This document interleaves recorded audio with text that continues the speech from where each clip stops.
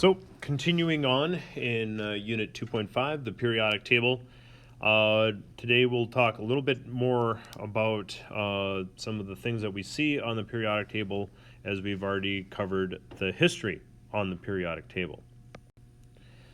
The horizontal rows in the periodic table in last unit, we talked about them as quantum numbers.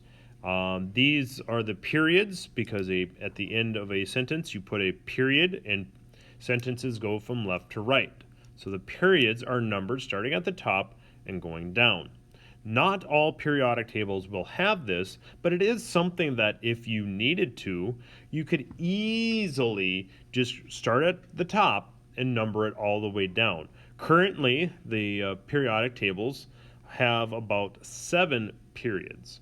The F block, which is usually below the periodic table on a 8.5 by 11 sheet of paper, those are not periods. Those are actually within the 6th and 7th periods on the periodic table. So it's important to make sure that we know that. Again, the period on the periodic table goes from left to right, just as if you were writing a sentence. And at the end of a sentence goes a period. That's how I usually try to have students remember how that works.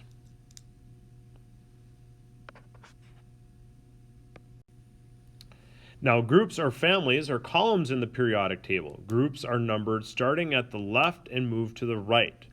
Most of the elements within a group or family have similar properties. We can use this analogy that you have a group or family have similar properties, just as families will have similar traits as well, similar properties. I always remember back to my Aunt Kathy saying, "Oh, you look just like blank."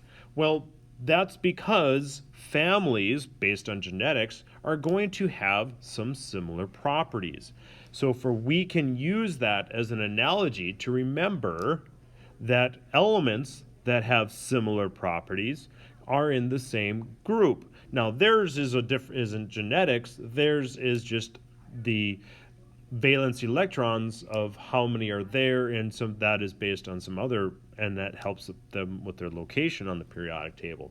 But the fact that they have similar properties allows us to use that analogy that they can be considered a group or a family.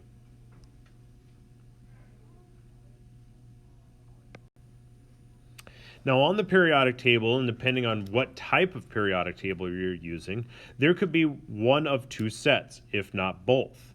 The first of them that I have shown with the orange uses the A's and B's. I'm not as big of a fan of this. It is known as the American notation method. Sometimes you'll see it in using Roman numerals. Sometimes you see it using actual numbers and not Roman numerals, and still have the A's and B's. What gets confusing is especially down in the transition metals, where you start at 3B, which would make sense in some way that you would go 1, 2, 3, but then you have around group 7B, you have now 3 groups that are considered to be in the 8B, and then you start over your counting of 1B, 2B. Now, I haven't seen or heard any reference material that explains the why that is. That's why I prefer the IUPAC notation, and that's why we try to utilize that as much as possible. That numbering system is much easier to use. That's highlighted with the red arrow, and that just numbers the groups in your periodic table 1 through 18, meaning you can't get it wrong. Now, there are some nice connections that both group 1s and both group 2s, whether you're using 1 or 1A, are all in the same place. Now, group 13 and 3A both end in the same number that they have in 3 and 3, and the same trend occurs for 14 and 4, 15 and 5, and so on and so forth. I prefer to use the IUPAC notation because it's easier, and if you have a periodic table that does not have that written in, it's easily something that a person could write on their periodic table and have it for the whatever you need it for as you're going through. Now, there are some groups on the periodic table that have some names. There are more of the names that are listed here, such as the nitrogen and oxygen groups have names.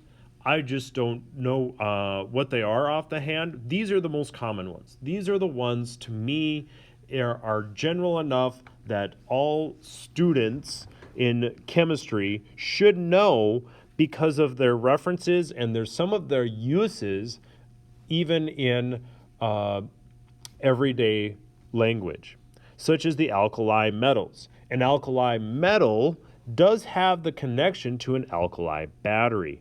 If we look at our periodic tables, hint, hint, nudge, nudge, wink, wink,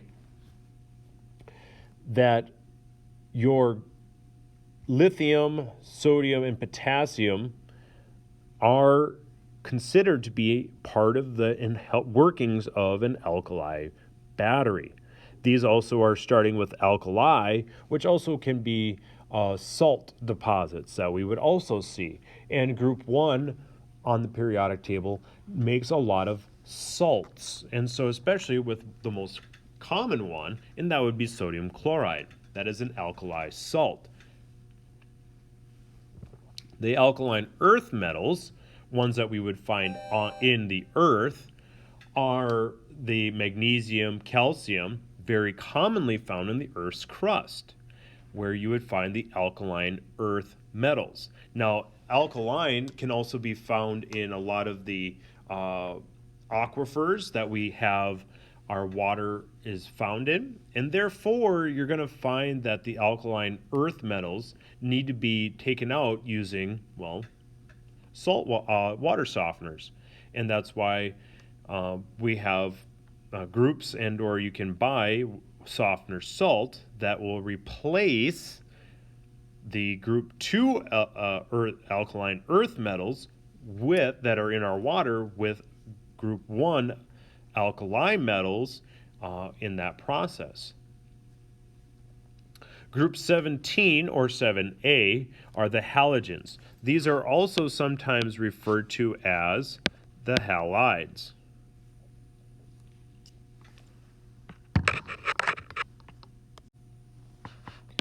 So we do have another name for some of these groups, and that halogens and or halides. And that one's not. That was also a very common one as well because of how they end in their naming scheme. And we'll talk about that more in Unit 3. But the halogens, also with the halogen light bulbs, are found in some amounts in halogen light bulbs. So, halogen light bulbs, halides also is a common name in which they are found as. Group 18 or 8A are the noble gases. They are noble gases because they don't interact or react with elements on the periodic table in any great extent. They have been found to react under great amounts of heat and or pressure, and so they do react, but it's just very rare that this does happen. Why noble? Because in nobility, in that type of hierarchy, they would not technically interact with each other, and therefore they would not interact with the common folk or the regular elements on the periodic table. And so the noble gases do not do the same. The representative elements, and those are great for talking about trends on the periodic table. And these are groups 1, 2, and 13 through 18 on our periodic tables. And so they would give us kind of that big trend that we have. I look at it as they almost look like the towers on the periodic table or above the transition metals. Now, the transition metals are sometimes referred to as the transition elements. I prefer to talk about them as the transition metals because so many of them are common metals that we see in our everyday life. The lanthanoid and actinoid series are the F block. Sometimes you will hear them referred to as the lanthanide or actinide series.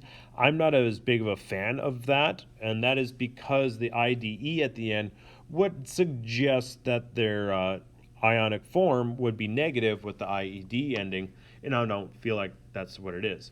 These are also sometimes referred to as the inner transition metals.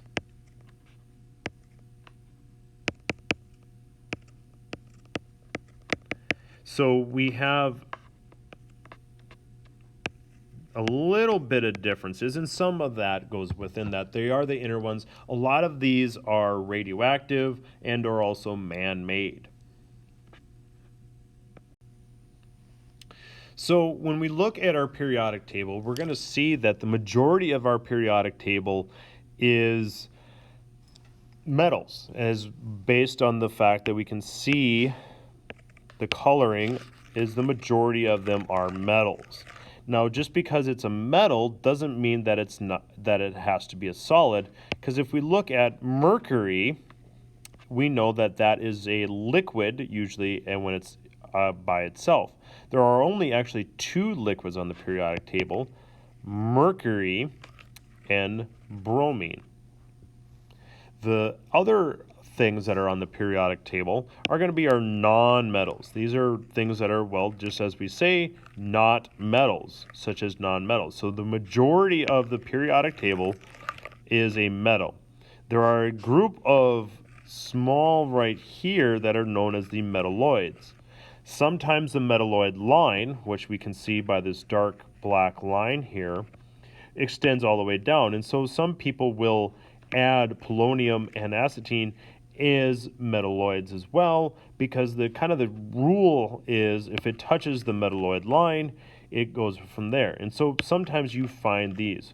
I remember back when I was in high school, aluminum was considered to be a metalloid because it has properties of a metal, but also some properties that kind of are suggestive of not. But however, we have come to realize that now it is more considered to be a metal. So how we, in some reference materials, are going to have the polonium and acetine as metalloids. And so that's just going to be upon further investigation and understandings of the characteristics of the elements themselves, as well as just basic understanding of their properties. Now, some big things. Metals tend to lose electrons and obtain a positive charge. When an ion has a positive charge, it is known as a cation. Now, wonderful little things that you can do with this is that cats have pos, cations positive charge.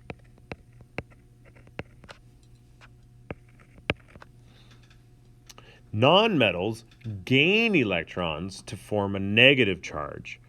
An anion is what I see with that, is a negative charge. So nonmetals gain electrons to obtain a negative charge because they're going to have more electrons than they will protons. And usually, if you are anti, you are against. You think something is bad or negative. So ions, the beginning of that, actually indicates that it's the an. The an indicates that it's a negative ion.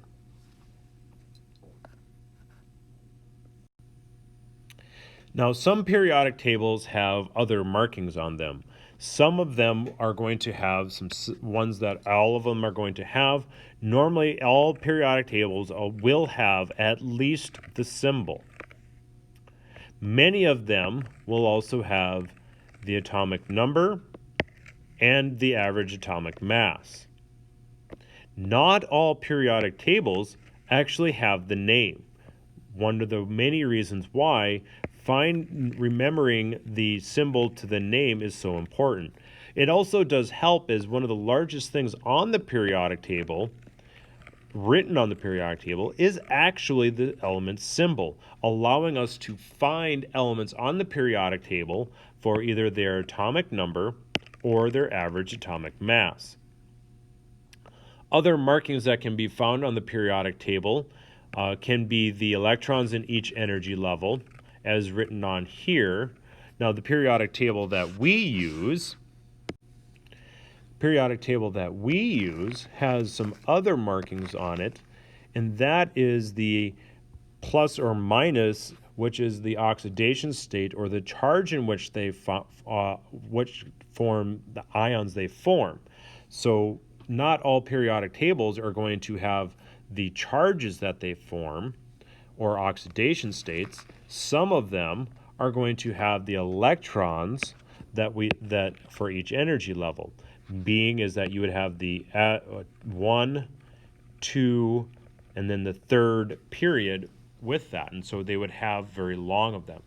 I've even seen a periodic table that had full electron configurations written in there along with the atomic mass, symbol, name, and average atomic mass in it as well.